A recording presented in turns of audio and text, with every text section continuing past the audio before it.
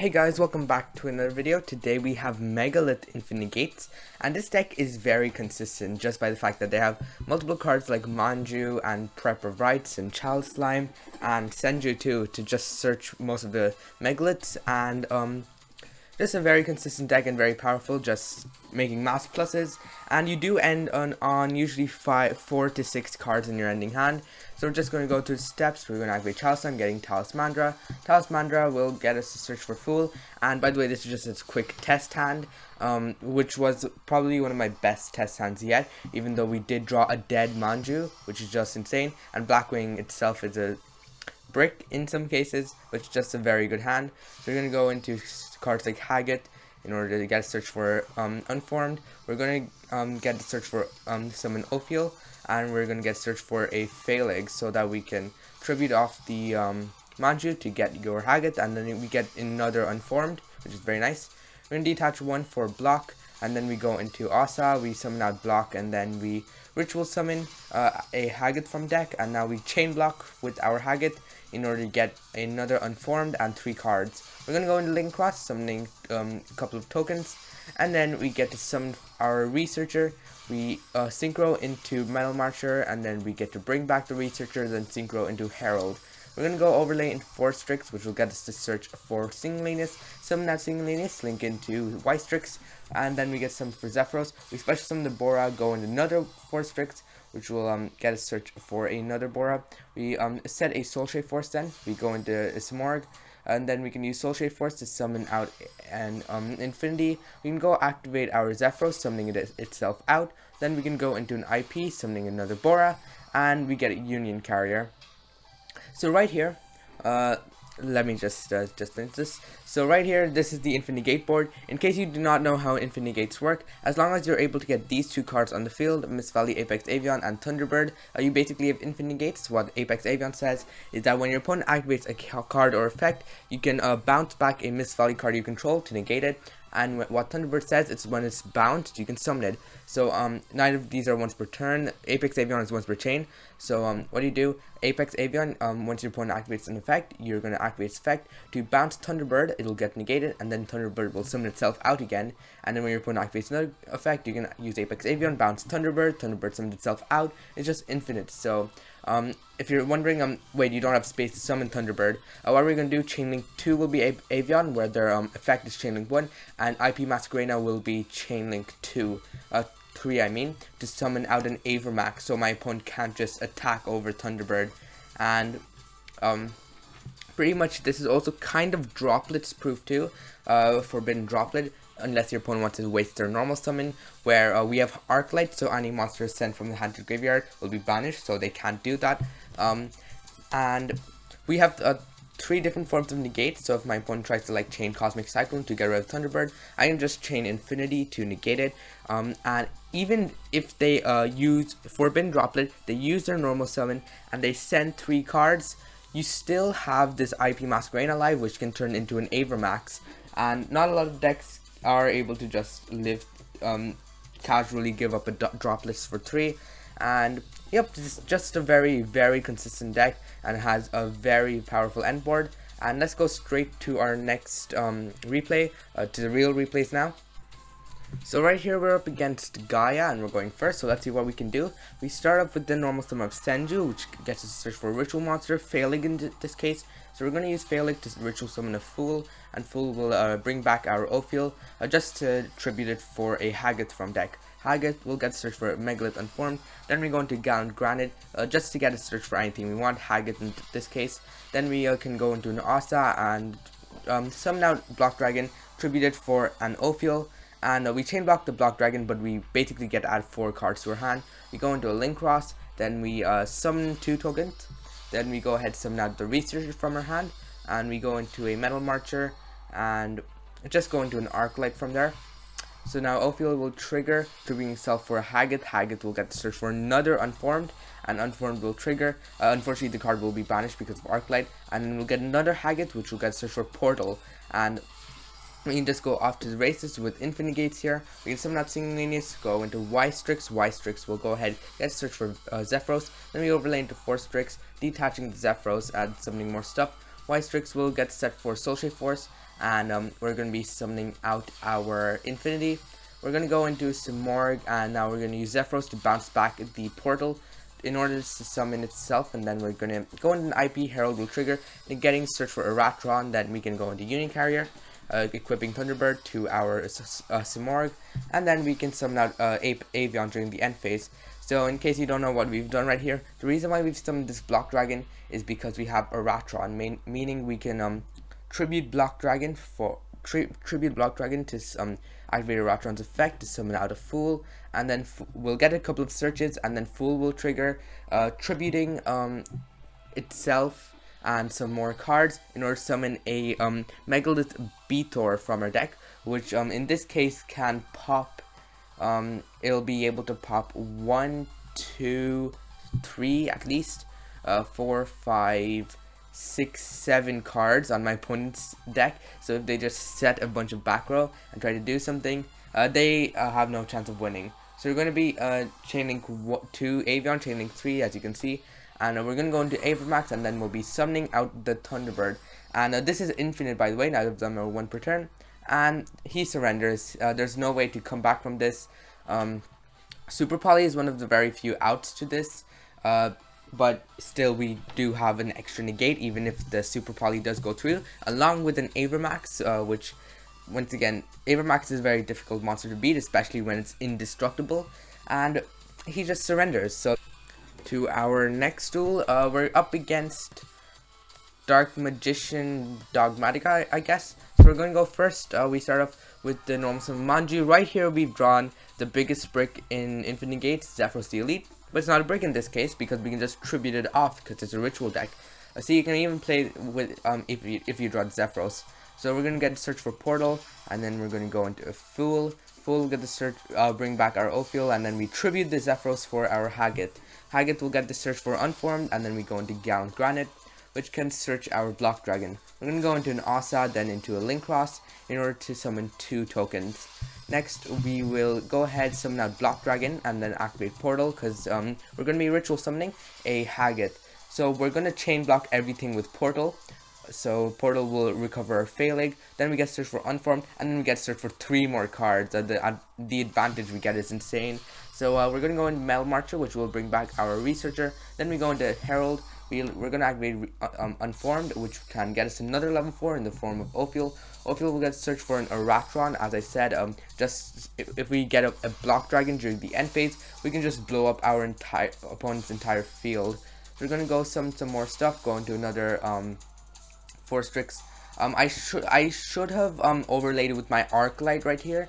That was a big mistake by me, but we still end on a pretty nice board.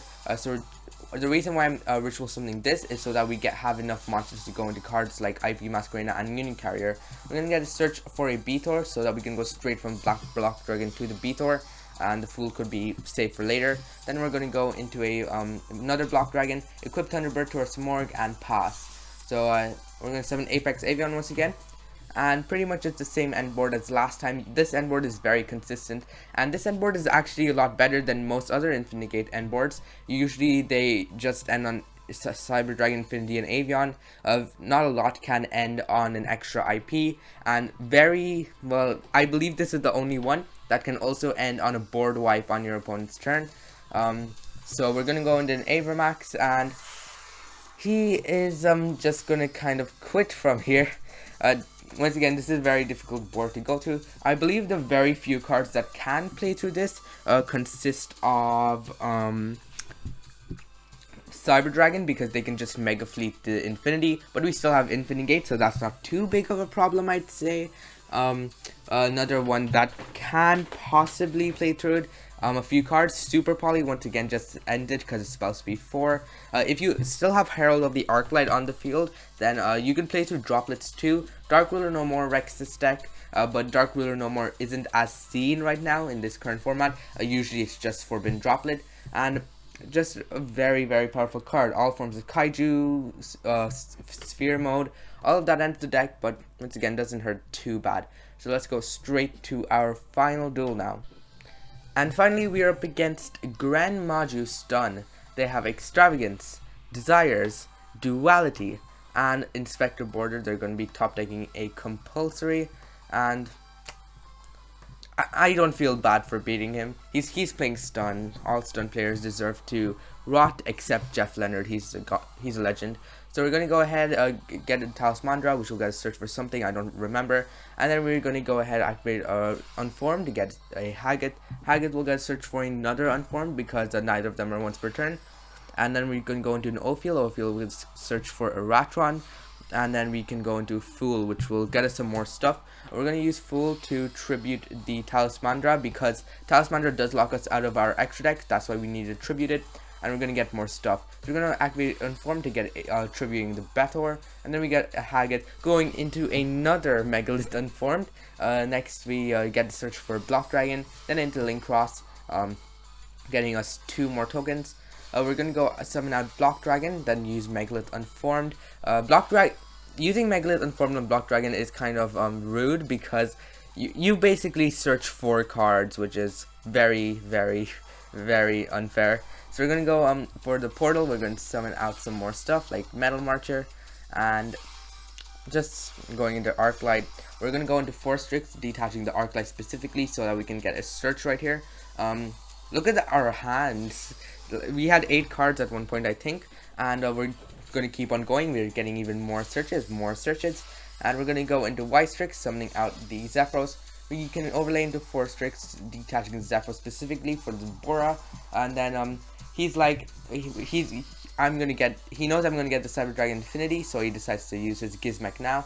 And we're going to go ahead, summon out the Cyber Dragon Infinity, then into Samorg. We're going to bounce back the portal for our Zephyros, then we summon out some more stuff, and once again, the same end board, and this is one of the best Infinite Gate end boards. Just having an Avermax, having the Infinity, and a board wipe in the back pocket. Back when Infinite Gates first got popular, when in Lunalight format, the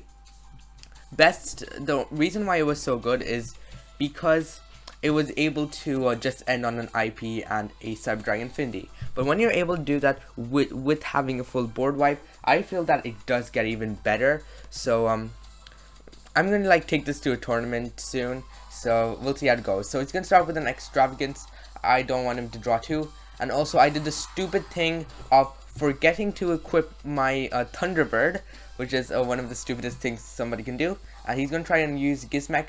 He was kind of dumb to use the Gizmek on my IP. He should have just used it on my Cyber Dragon Infinity because I can just chain IP. He's going to go into Desires. I will negate it. I don't want to draw 2. And then he's going to activate Duality. He's going to choose to get Crackdown. And he's going to set 2. But on my opponent's turn, I can use a Ratron. And you're going to see how useful the board wipe here. At this moment, if he had more cards on his field, let's see how many cards I could have destroyed. We have 1 right there, 2, 3, 4, 5, 6, 7, 8. If he had 8 cards on his field, I could have popped all of them, which is absolutely insane. When we get to summon back the Avion, it was very stupid of me not to just equip with the thing, and we can attack easily for game. He's gonna try to do stuff with his Gizmek. I'm just going to be negating that, and he surrenders. This is a very, very consistent deck. Is very powerful too, and I'll go straight to the deck profile now. So right here we have the deck. A very good deck. It's got tons of consistency with cards like Chalice Slime, Prep of Rites, Senju, Manju, all of that. So at the top here we have our little Infinite Gate engine. First the Mist Valleys, Thunderbird, and Avion. What they do, they as long as you're able to get both of them on field, you have Infinite Gates. We have the small Raid Raptor main deck engine. We have 3 in the extra deck with the 1 Raid Raptor single lanes and Soul Shape Force. And in the extra deck we do have the 2 Force Strixes and 1 White Strix, and 1 Cyber Dragon Infinity if you can count that in. And then the 3-card Blackwing engine with 2 Bore the Spear and 1 Zeph with the Elite. Since we're running 7 kind of quote-unquote bricks, you can almost guarantee to see them in most hands. But I'd say this deck can play with 2 or 3 cards just to start the engine. It doesn't require, the 7 cards don't hinder it too much. 3 copies of Senju, and 3 copies of Manju. They serve the same purpose, just to search your ritual monsters. Very rarely will you search Incantation Inception with your Manju. You're usually just going to search cards like your Phaleg, just to ritual summon, your Ophiel or Hagit to ritual summon. So Manju and Senju are absolutely mandatory to have in this deck. We run our Incantation engine, 1 Talismandra, 1 copy of Candle, 1 copy of Pencil Plume, 3 copies of Child Slime, and 1 copy of Inception. I'll go over each of these once. Talismandra basically just searches a ritual monster when it's summoned, so this is probably the best one in the deck. 1 copy of Candle. In very rare situations, maybe if you hard draw the Talismandra and you have another Megalith, that is when you might want to summon Candle. But what Candle does, just searches Incantation Inception, and then you can tribute the Candle for any Megaliths you might have, so which because it is a level 4, which is very nice. And finally, 1 copy of Pencil Plume just recovers some of your Megaliths, which is just generates more advantage. On top of that's another Incantation, so you can reveal another ritual monster in order to summon Talismandra, which is its main use in this deck. And finally, our last Incantation monster, 3 copies of Chalice Slime. This just summons any one of these from your deck, which is very good. And as I said, Talismandra will get a search for ritual, Candle will get a search for Inception, and Pencil Plume doesn't do much, you don't summon him. And finally, we run 1 copy of Inception to top off the Incantation engine. At most, you're just going to be searching this off Candle, or sometimes if you hard draw it can be useful. If you have something like a Manju in your hand, you use Manju to search something like an Ophiel, and then you can just use Inception in order to tribute the Manju. Oh, sorry, that doesn't work, it only tributes Incantations. Okay, say you have Talismandra and another Ophiel, just for example, you reveal it, summon it and Candle, and then Candle gets searched for Inception, and then you can just tribute it off for any of your Megaliths. That's kind of why we run the 1 Inception. We run a 2-card kind of rock engine, you can say. All the Megaliths are rock anyways, so you can count all the Megaliths in here too. 1 Block Dragon and 1 Researcher. These are kind of the one-offs we have. Block Dragon, you only need 1 because you search up Gallant Granite, and it doesn't have that much of an impact if you do hard draw it, so I just like to run it at 1. And 1 copy of Researcher, once again, doesn't have that much of an impact if you hard draw it. It doesn't do much without your link cross tokens, so we just run 1. And for our Megalith engine, 14 cards I believe, we run 1 copy of Phaleg, 2 copy of Veratron, 2 copy of Beator. We only run 1 Phaleg. It's good to have just as a walking ritual spell, but it's not that great. Its on-field effect is really good for OTKs, but it doesn't come up that much. It's only 1 of it. 2 copies of Veratron and 2 copies of Beator. Veratron, the only reason why we run 2 is because it can ritual summon during either player's turn because it's a quick effect. So you can ritual cards like Betor to just destroy your opponent's entire field, which is pretty insane. So 2 copies of Ratron for sure. Its on-field effect doesn't come up too much, but it does provide some very decent protection, where if your opponent activates a card that targets card, you can negate it, which is very nice. 2 copies of Beator just blows up your opponent's field. It's probably the best one of the level 8 Megaliths, just because of its on-field effect, where it can absolutely demolish your opponent's field. In some cases, you're even able to make this on your opponent's turn, where on turn 0 basically, so you can just blow up your opponent's field. I had an opponent that got salty because he had like a couple of he's I think he was playing Altergeist. He just set 3 cards, and then I just used Betor during the end of the main phase in order to blow up his entire field. We run 3 copies of Ophiel, 3 copies of Hagit. We do not run Megalith Ock because it doesn't come up that much in this deck, because we don't run Dark Magician with Chaos Max. But what Ophiel does, on summon it searches a Megalith, not once per turn, and Hagit searches a Megalith spell, not once per turn, once again. These two are, we run 3 of them just to kind of abuse them, just being able to constantly search cards. So you kind of have to run 3 of each, and the new one that came out, Rise of the Duelist, this is probably arguably the best Megalith in the deck, Megalith Fool, because the main reason why it's the best one is because it can ritual summon a Megalith straight from the deck, which is incredible. So you can pretty much ritual summon an Ophiel or Haggett and get even more pluses that way. And on top of that, on summon it can recover a Megalith, which is very good, and copies its level, so you can do level shifting to go into cards like your Force Strix or your Gallant Granite. And Fool is just such a great card in this deck. It's polarizing. So we run 3 copies of Megalith Unformed. Megalith Unformed just summons out one of your things by tributing a level 8 monster usually. So you can tribute one of these big boys for Megalith Unformed in order to summon your Ophiel or your Haggett, or in some cases you can even just summon Fool by tributing an Ophiel or a Haggett. So that's where Megalith Unformed comes, and just 1 copy of Portal. You only need to run one. One of its main uses is just as a card that you can bounce back with Zephyros the Elite, which is good because then you don't have to waste any monsters. And Portal is just a nice card to have, as it does generate even more advantage. For example, if you send a Bator to the graveyard, you can just bring that back with your Portal, so you can make it on your opponent's turn using a Ratron, which is very nice. And finally, we run 3 copies of Preparation of Rites. This just searches every single one of your ritual monsters. One of the best cards for it to search is your Child Slime, just because it does summon out your Talismandra and gets a search, which is very nice. And the Talismandra doesn't restrict you to level 8 or lower, level 7 or lower I mean, so you can just use that. So Child Slime is usually what you search up Preparation of Rites. One card people like to run is Extra Foolish Burial, if I can just get that right here, but I do not run it because it says I cannot set spell or traps, so I think that means I can't really set my Raid Raptor Soulshade Force off my Y-Strix, so that's one of the main reasons I don't run it. For extra deck, we run 1 copy of Arclight. Now that after some duels against Dogmatica, I'd like to run 2. Maybe you can just run a 2nd or 3rd one in your extra deck. Just if you're up against Dogmatica, you can just get a couple of searches off it, along with Negate to pop cards.